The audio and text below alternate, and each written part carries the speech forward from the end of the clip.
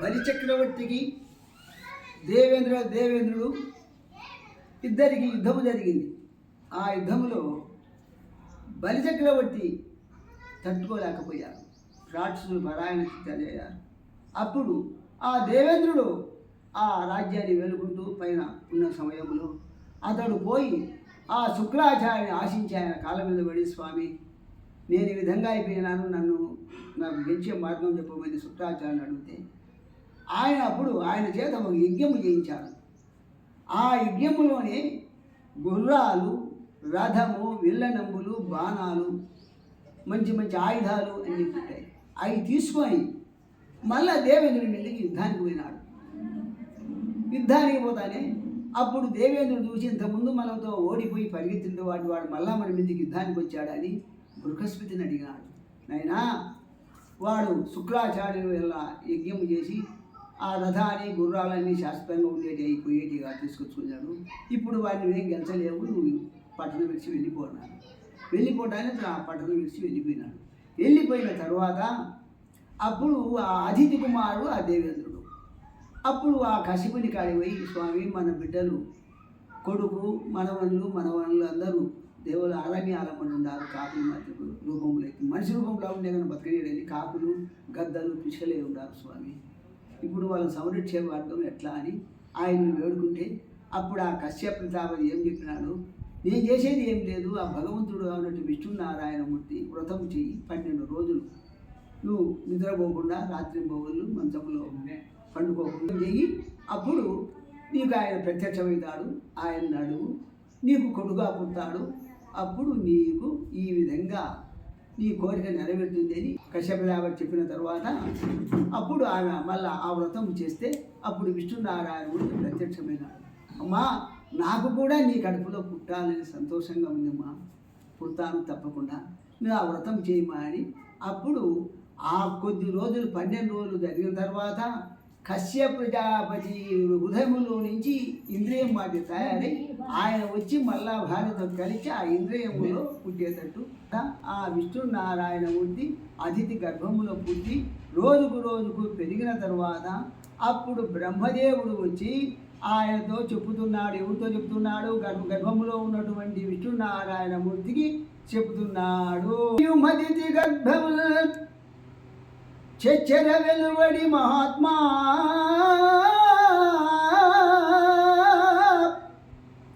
చిరకాలము విచ్చల విడిలేక మరులో ముచ్చటపడి ఉన్నవారు ముదమంది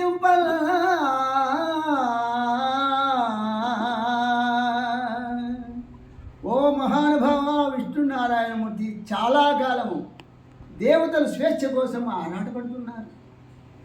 వారికి సంతోషాన్ని సమకూర్చడానికై తొందరగా అతిథి గర్భము నుండి వెలువడి వేంచేవయ్యా అన్నాళ్ళు అట్టే ఉంటే ఎత్తయ్యా అని ఆ విష్ణునారాయణమూర్తిని బ్రహ్మదేవుడు వేడుకున్న తరువాత అప్పుడు వామనమూర్తి విర్భావఘటం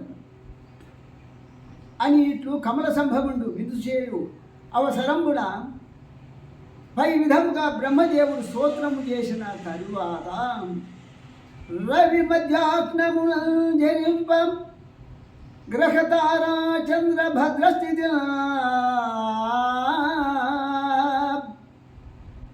శ్రవణాద్వాశినాడు శ్రోణ అభిజిత్కంఠాత లగ్నముల భువనాధీశుడు పుట్టే వామన గతిల్ పుణ్యవ్రతోపేదకుల్ దివిజాదీశ్వరు మాతకుల్ పరమ పాదివ్రత్య విఖ్యాతకుల్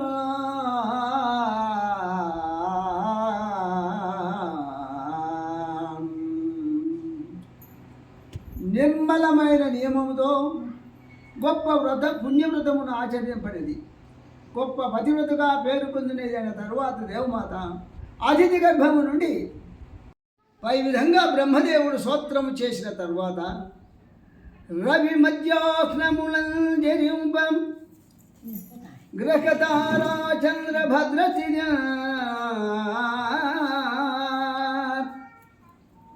శ్రవణాద్వాదశి నాడు శ్రోణనభిజిత్వంజాతలగ్నంబున భువనాధీశుడు పుట్టే వామన గతిల్ పుల్యవ్రతోపేతకు దివిజాధీశ్వరు మాతకు పరమ పాతివ్రత్య విఖ్యాతకు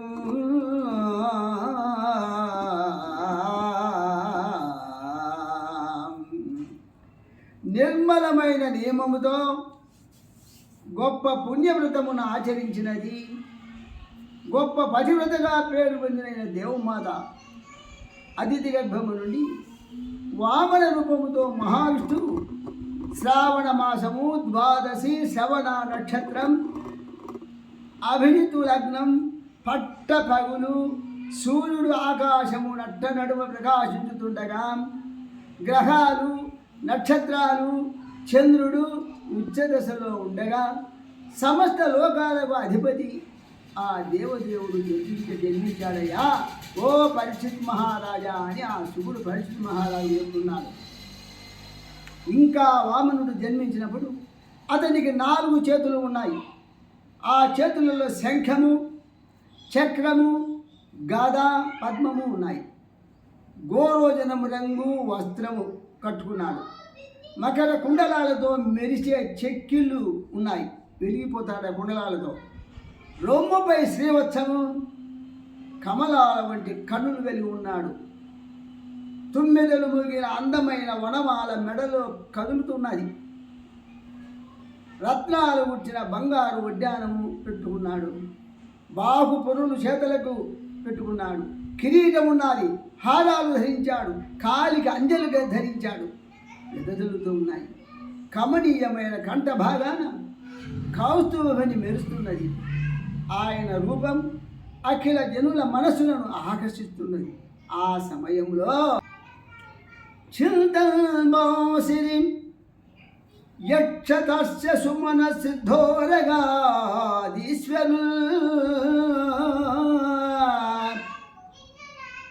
సంతోషించిరి సాధ్యచారణ మునీశ బ్రహ్మ విద్యాధరు కాంతింజల్దిరి భానుచంద్రములు రంగద్భీత వాద్యముల గంతుల్ వైచిరి మెంటల్ కింపురుషులు గంధర్వులు కిన్నరు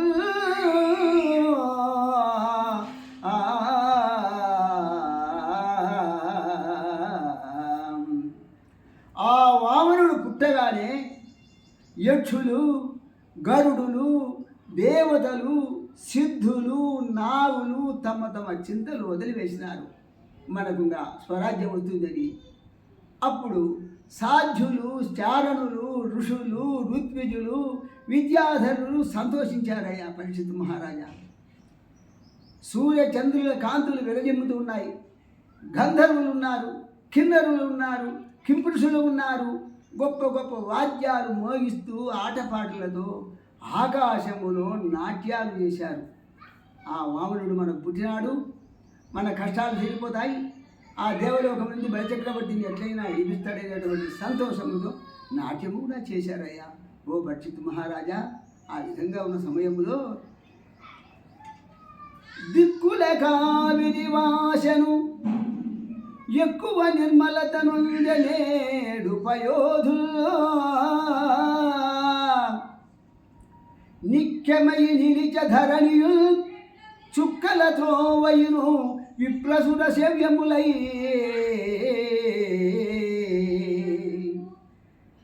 దిక్కులలోనికి ఆవిరము కరిగిపోయింది. ఆ ఆవిరము అంతా కరిగిపోయి మబ్బు లేకుండా వెలిగిపోతున్నది దిక్కులన్నీ. సప్త సముద్రాలు ఎక్కువ నిర్మలత్వాన్ని పొందాయి. సముద్రాలని నిర్మలంగా నీళ్లు కూడా అల్లాడకుండా అట్టే ఉన్నాయా. ఈ భూదేవి ఉంది కదా, ఆ భూదేవి భూమి కూడా పొంగి పులకించింది. ఆహా, పుట్టినాడు విష్ణునారాయణమూర్తి, నా నింద తిరుగుతాడు, నా ఎంబడి ఉంటాడనే భావత భూదేవి కూడా. బ్రాహ్మణులతో దేవతలతో ఆకాశం కూడా అలరాలిపోయింది. ముంపుకొని విరులవానల జొంపములు గురియసురలు సుమనో మధువుల్ తుంపరలగయా పరాగము రొంపులా భూభాగమతి నిరుషితమయ్యను.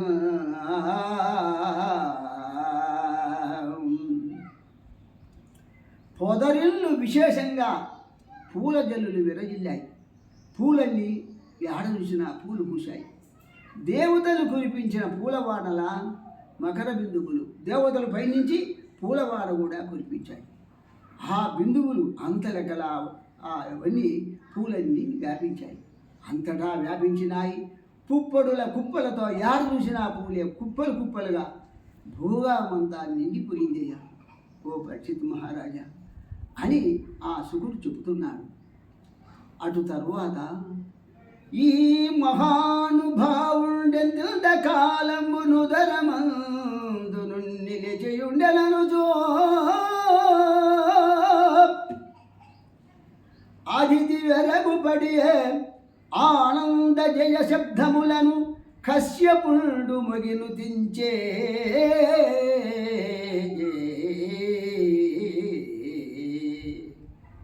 అటు తరువాత వామనుని చూచి ఈ మహానుభావుడు ఇంతకాలము నా గడుపులో ఎట్లా ఉన్నాడా అనుకున్నది ఆ అతిథి కూడా ఆశ్చర్యపడింది. ఇంత గొప్పవాడు, ఇన్ని పెట్టుకునేటువంటి వాడు, ఒక కిరీటము బాహుబలులు ఇవన్నీ చక్రము ఎన్ని ఉన్నటువంటి వాడు కాబట్టి ఆనందముతో ఉన్నాయి. జయ జయ శబ్దాలతో కశ్యపు కూడా స్వామిని స్తుతించాడు. ఆ విష్ణునారాయణమూర్తికి జై జై అని ఆ కశ్యపుడు కూడా జీవించాడు. అటు పిమ్మట వామనుడు ఆయుధాలు అలంకారాలు కలిగిన తన దివ్య రూపాన్ని వదిలాడు. ఆయుధాలన్నీ తీసేశాడు ఆ వామనుడు. కపట బ్రహ్మచారిగా మారు రూపాన్ని పొందాడయ్యా. పొట్టి బాలుడయ్యాడు. చేయదగిన వయసు గలవాడయ్యాడు. వెంటబడి మామూలుగా పనులు చేసేంత వయసు గలవాడాడు. తన తల్లి అతిథి ముందు పిల్లవానికి తగినట్టి మాటలను మాట్లాడుతూ ఆటలు ఆడుకుంటున్నాడు. అతిథి దగ్గర పోయి అమ్మా అని ఆడుకోవడము, నటన చేయడము అట్లా చేస్తున్నాడా పరమాత్ముడు. విష్ణునారాయణమూర్తి ఏమి కావాలంటే అది చేసేవాడు, ఏమి అడిగితే అది ఇచ్చేటటువంటి వాడు మహానుభావుడు. ఆ ఉన్న సమయంలో కొడుకును చూచింది అతిథి. ఆనందముతో కూడిన మైపరపుతో ఇట్లా అంటున్నది. ఏమంటున్నదంటే,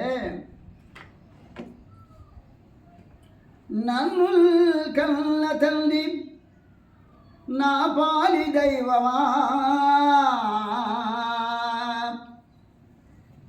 నా తపఫలంబా నా కుమారా, నాదు చిన్ని ఒడుగా నా కులదీపక రాగదయ్యా భాగ్యరాశివగుచో.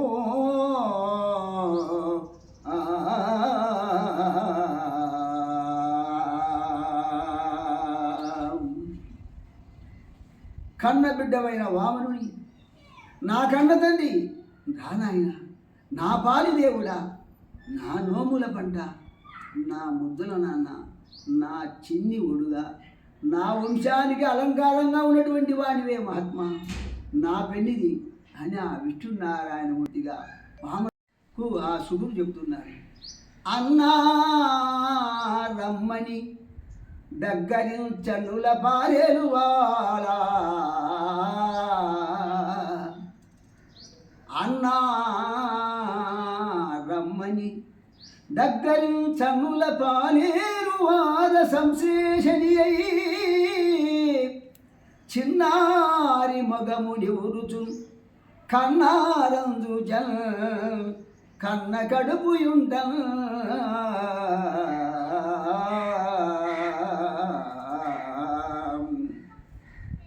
నాన్న తండ్రి రావయ్యా అంటూ అతిథి దగ్గరకు పిలిపించి చనుబాలు దారి వారించినది. చనుబాలు నుంచి పాలిచ్చిందయ్యా. తన హక్కున చేర్చుకున్నది. చేర్చుకొని అతడి చిన్నారి మొగాన్ని ద్రువుతూ కన్నులెండుగా చూస్తూ ఉన్నది ఆ విష్ణునారాయణమూర్తిని. వామనావతారంలో ఉన్నప్పుడు ఎంతో సంతోషంతో చూస్తూ పురుడి బోటికి నిందిన పురుడంబికగాక ఎరులు పురుడే ఎనుచు పురుటానికి 10 దినముల పురుడు ప్రవర్తించిరలమి పుణ్యము గరితల్.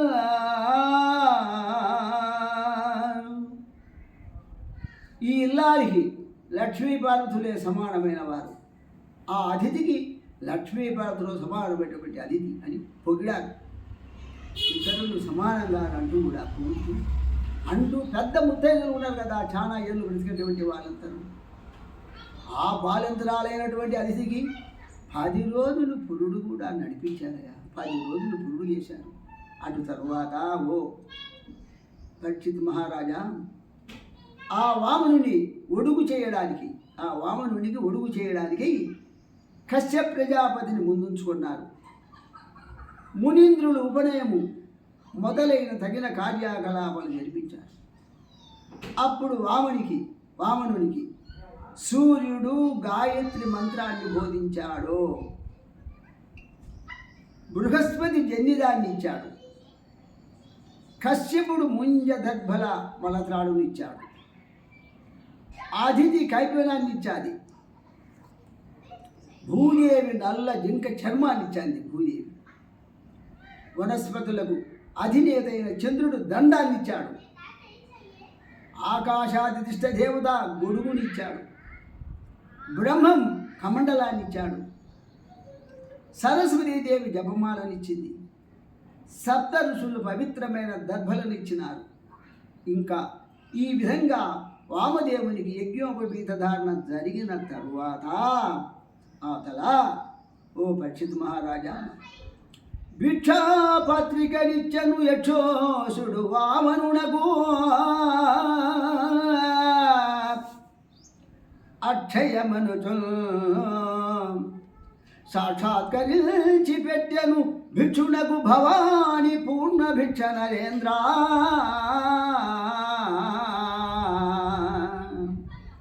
ఓ పరీక్షిత్ మహారాజా వామనునికి కుబేరుడు భిక్షాపాత్రనిచ్చాడు. శిశుపత్ని జగన్మాత పార్వతీదేవి ప్రత్యక్షమైంది. అక్షయము నీకు బాగా సంతోషంగా ఉండుగా కానీ అంటూ ఆ బ్రహ్మచారికి నిండైన తొలి భిక్ష పెట్టిందయ్యా. ఎవరు? ఆ పార్వతీదేవి జగన్మాత. అంతా నిండుకున్నటువంటి మాత తొలి భిక్ష పెట్టిందయ్యా అంటున్నాడు. ఆ పరిచిత మాతో చెబుతున్నాడు.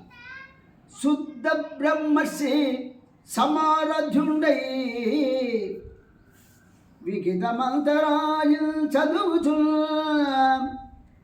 బోధన్ బగడు ననలంబున వృద్ధాచారము నవటుడు వేల్చల్ కడకల్.